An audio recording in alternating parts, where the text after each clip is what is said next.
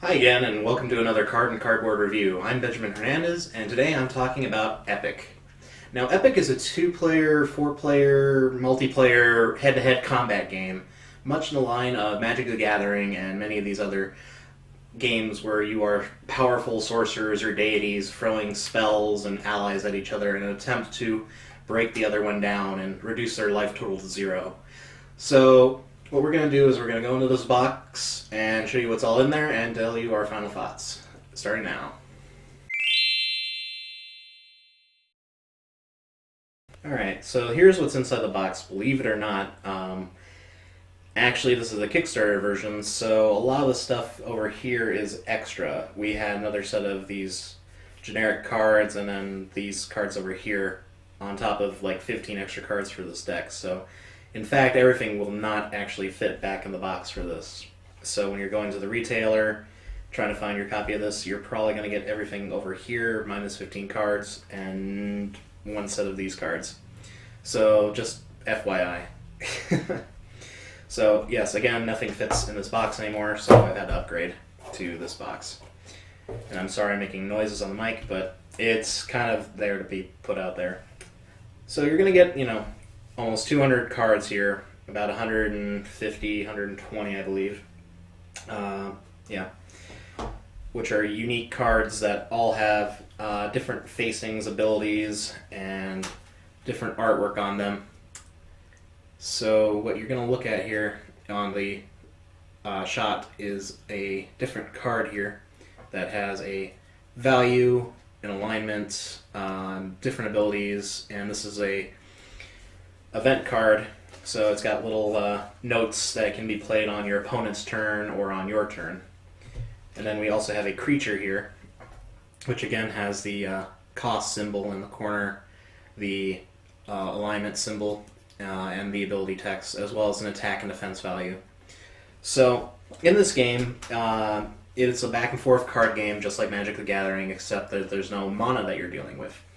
Every card belongs to one of the four factions of the game, and sometimes when you play cards that are the same color, you're going to get benefits.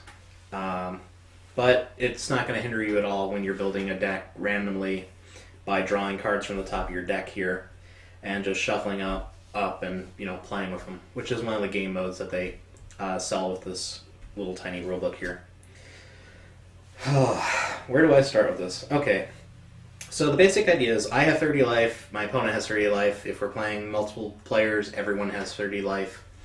Unless we're two-headed Hydra, which is more rules that they have in this rulebook. Again, there's a lot of rules associated with this game already in this little rulebook, so you're going to want to read through those to get more information, and that will be available online. But the basic idea is that I'm going to every turn have a coin, and my opponent will get a coin, and I can play one coin worth of creatures or spells or abilities during my turn, choose a number of things to go attack my opponent. They can defend, and then we resolve that damage-wise. Then we go into a final phase where my opponent can play any cards they wish to use other than the ones that they used in combat. And then I lose my coin, my opponent loses their coin, start of their turn, we both gain coins again. So you got this vicious cycle going on here. In multiplayer games, you're only going to get one coin, so you got to be a little careful about how you spend that resource. At the beginning of your turn, you always get that coin, and for the time going around, you're only going to have one coin to spend. So there's different abilities and keywords in this game. Just like any other card game, you're going to have things like airborne, which means they can fly, and they can only be blocked by other airborne units. Going back to this little dragon thing here. You get things with the ambush subtrait, which are allowed to be played on your opponent's turn whenever they decide to either attack you, or if they end their turn without doing anything, you can go ahead and play this on their turn, and it'll be on your field for the next turn.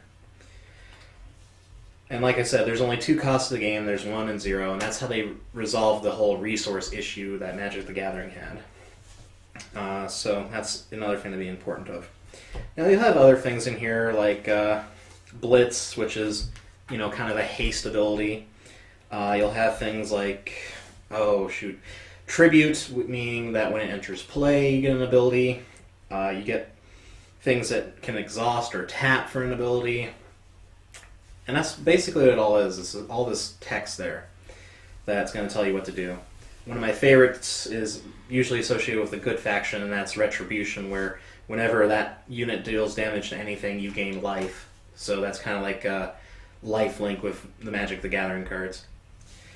I don't want to go too much into those, but needless to say, if you're playing one color, it is more beneficial than playing multiple colors because of the fact that you've got these things that have this loyalty to value here, as seen on this card. And that loyalty, too, means that I have to reveal 2 cards of the same affiliation in order to gain that ability. And there's a lot of cards that kind of do that. But thankfully, there's also a lot of cards that don't do that. So it is possible just to build a random deck and play. One of the component limitations I had issue with is you're only getting 4 of these token cards here, which are a double-sided card here that represents humans, demons, zombies, and wolves that are just, 4 types of different units that are commonly in the game. Tokens are something that carries over from Magic, where they're like little blockers that you'll probably, spend a lot of effort building up and then throwing at your opponent to try to overmass them. Alright, so we'll go through like a sample turn here. I get 5 cards in my hand at the start of the game. I go ahead and I play my guy out. It's got Blitz, thankfully, so I can go attack my opponent. To show I'm attacking, I tap the card or turn it sideways here. And that means that I'm dealing, 2 points of damage to my opponent. He can play at this time any events or ambush cards, as they're called, on his turn to try to break that ability. So he'll play a card here to defend. He flips it over 180 to show that he's defended with it. They deal combat damage to each other, and then whoever is broken or destroyed goes into the person's discard pile. That's pretty easy enough. Now the weird thing is about this is I can attack with any number of creatures on my turn as long as they're able to attack, but it only takes 1 blocker to block all of their damage, instead of like in Magic where creatures would go through. So you got to kind of watch out for that, and the new strategy kind of is, I attack with a zombie, he defends, turns himself 180, then I attack with these other 2, he's got nothing else to defend with, and then their damage goes through. So it's a bit of a weird timing mechanic, because this combat phase is always like, I choose my attacker, and then I get to play events, and then my opponent gets to play defense. Then he chooses a defender, then, play events. Then we deal with combat damage, or a final event phase before combat damage is dealt. Then after all that's wrapped up, then we send off another one and go for that again. So you gotta get used to the timing mechanics of this game. And that's probably where this game does really get a little confusing if you've come from a Magic the Gathering setting or other 2-player competitive setting. You gotta unlearn a few things and then relearn a few things. So I would have liked to see more tokens in the game. That's my only complaint. You're gonna have to usually get like a piece of paper or a pencil to take note of that. Also included with the Kickstarter version were these gods and demigods. So this is for a different type of gameplay variant where, like, demigods give you a special ability much like that of a planeswalker from Magic the Gathering, I guess. I don't really play Magic much anymore, but as I understand it, it's just kind of like a nifty ability that only you can get access to, and it just gives you a side benefit. And these are dual colored, which means that, if you're building a deck, you might want to try out a dual color deck or a single color deck. They'll work for either. Then you also have these gods here, which are large, powerful people that you are actually playing 1 versus 3 players. So it's kind of like a boss mode card, like you see it out of many other games of this type. Much like Star Realms had its own little nuances with their abilities. These guys have their special rules listed on the back, and thankfully that's all you need in order to play with them, because those are not actually in the rulebook. And there's not a lot to this rulebook. I mean, it's something you're going to have to read through multiple times to get all the keywords down, and definitely to get the turn phases down. But once you learn it, it's decisively a very succinct game, and it makes sense for what it's trying to do, as it's trying to take care of a lot of the issues Magic had. However, that whole attacking phase change up really is more of a Hearthstone-y way of looking at it. It would be better just to say that each creature individually could attack, and then you could assign multiple blockers to it. So we're going to go into that kind of later. In the meantime, you get a bunch of cards, you get some tokens, not quite enough, and there's no way to keep track of your life. That's kind of another major complaint I have with games like this, is they're expecting you to keep it on a track of paper or have an app or something, which is not unreasonable these days, but just something to keep in mind when you're taking this game around and trying to play it with friends. You might need to bring some of that paraphernalia with you. And that's a word that's going to be coming up a lot more in the later part of this review. Alright, well, we're going to take you right to Final Thoughts. Okay, so final thoughts on this product. To be totally honest, I really do enjoy head-to-head competitive games, and I like it more with more players involved or more rule sets involved, and that's one reason why I prefer some other games to Epic. Epic in itself is not a terrible game for what it's trying to do. I mean, it covers some of the unique design challenges that Magic the Gathering presented to us, and has attempted to fix that in the way of how they spend their economy. I get a coin on my turn, I get a coin on your turn, and I can play stuff between those. But that's really what kind of hinders the game as well, is this limited card pool, no dual type energy types for creatures or allies, so the loyalty is a lot less valuable. Well, I mean, it's more valuable because of that, but it's not going to happen as often unless you actually construct a deck, or if you draft a deck, which that's kind of what the rules are built upon. So you have a mixture of different games in here, and I'm going to have to break it down into different levels. So that's going to be in the mechanics and the replayability more often than not. So we're going to go right into the true final thoughts and go down here. So art, graphic design, all that stuff. The cards are functional. You can clearly see where everything is. They've got good text, good fonts, really beautiful artwork. My only concern is that a few of the abilities had a lot of iconography that could have been used, but they chose to use keywords. So, I mean, that does translate better in most games, and you don't have to memorize a bunch of symbols.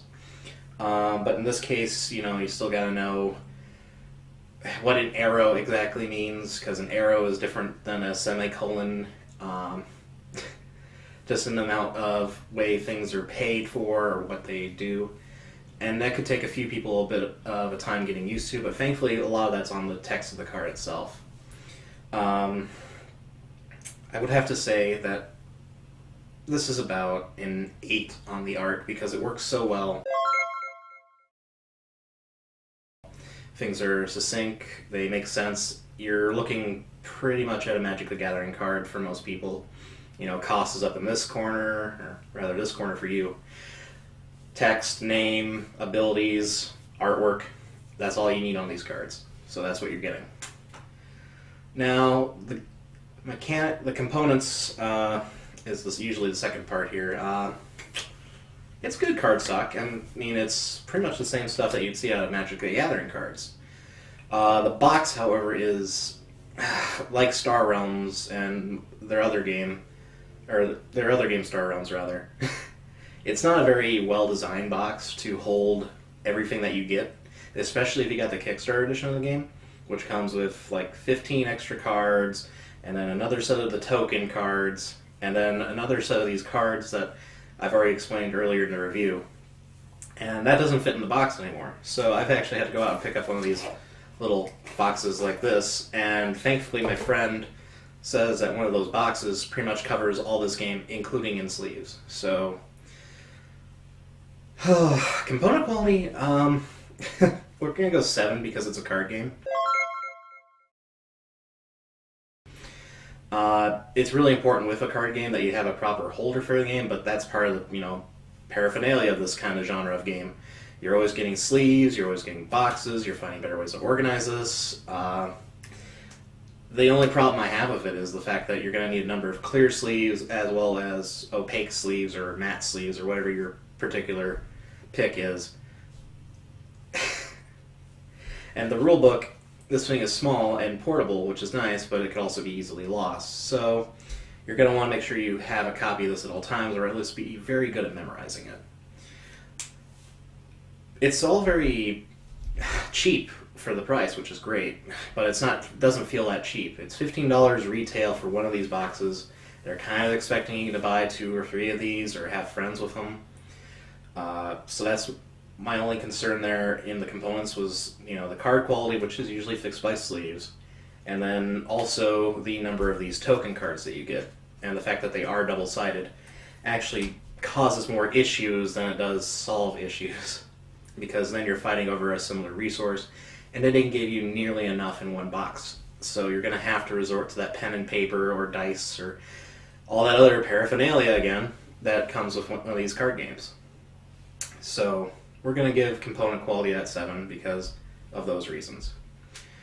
Gameplay and mechanics, what can I really say? They took an idea with Magic the Gathering, kind of stuck with that idea where I'm drawing a card every turn and I get to play cards every turn based on a number of resources I have. In Magic the Gathering you have this issue where, I got mana screwed or I got mana flooded because of all that economical process of how you build your deck. It really could swing the game one way or another. This game is swingy in a different way, in the fact that sometimes you get a lot of 0-cost cards and a lot of 1-cost cards depending on how you build your deck or if you built your deck. So that's where we're going to really break this down into the different game modes. So the first one that they suggest is sealed, where both players get 30 cards randomly drawn to them out of the deck. That's pretty much the equivalent of a take that card game at that point. It's a lot of having the right card and the right counter strategy that just happens to pop up. There's no forethought in there. So you're literally playing with what you have in your hand and what you may not know that you have in your deck, depending if you looked at it or not. I highly don't recommend that gameplay unless you're looking to just crack out a quick game for fun. And based on that, I would give that game mode purely like a 5, almost a Munchkin style take that card game.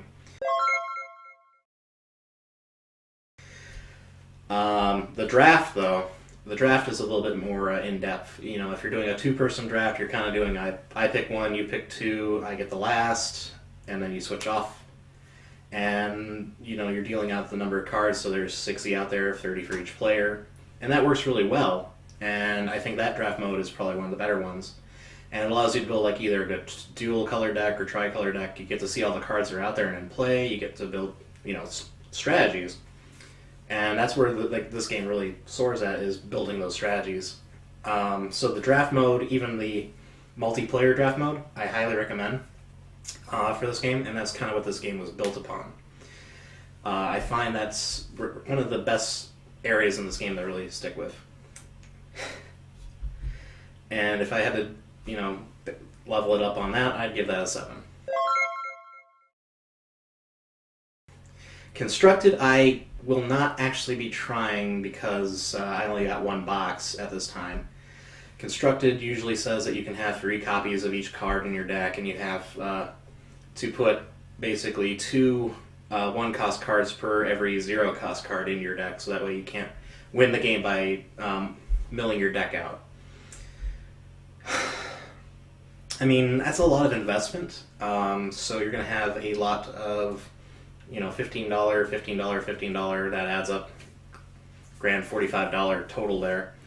You're going to have plenty of tokens for sure, and you can do that all coveted cube draft thing where every card is available, but then you remove cards, and then those are more rare, like super rare or mythic rare levels from booster packs. But of course, this is just 1 card pool, so I have a feeling that's where the game's really going to be doing tremendously great at, because those cube drafts are probably the epitome of what this game was designed upon. Whereas the constructed play is more of a niche thing that maybe a few people will do. particularly if they have the decks to do it. And when it comes to other games like Magic the Gathering or Ashes, Rise of the Phoenixborn, those came with all the cards usually in the box, and it costs about the same amount. With Magic, you just keep buying boosters, and then you have to buy more stuff, so you have too much money there going into too much diversity, and you have Ashes, which has a limited card pool, but it came with 3 copies of every card. And then you have things like Netrunner and all those living card games, which throw the balance to the wind and say you have to pick up like multiple core sets. So you got that kind of purchasing issue in this as well. I know I'm going a little long on this review for that, but it needs to be said.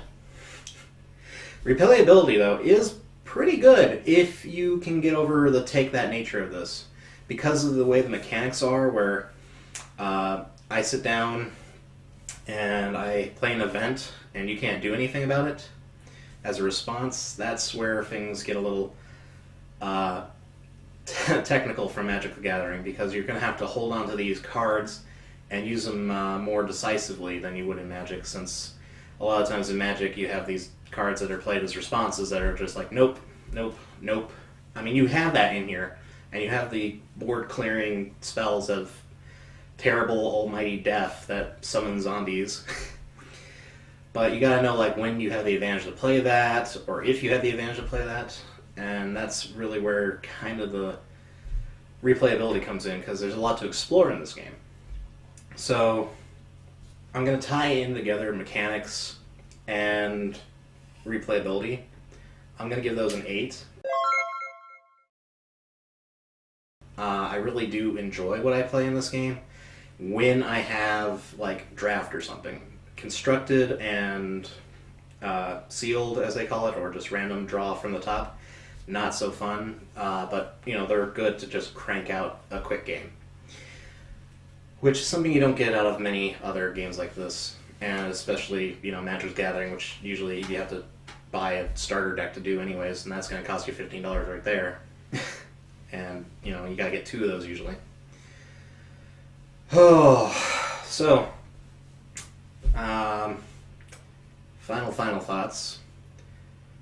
I believe I have covered all of my factors. Artwork, again, nice. Gameplay, it's okay. It's well built, it's solid. You just got to get over some of the Magic terminologies. Replayability, it's good. I like it. I could play this game for a while before getting bored of it. However, maybe after 30 games of it, I will start to get bored of the card pool and want to see more diversity in there. I would like to say that this was probably one of my first true Kickstarter reviews here, other than Exploding Kittens. I've got another review coming up here where I'm going to compare various games of this type that I have in my collection, and I hope you watch that. I'll leave a card over here to the side. And at this time, thank you so much for watching Cards and Cardboard. I've been Benjamin Hernandez, and have a nice day.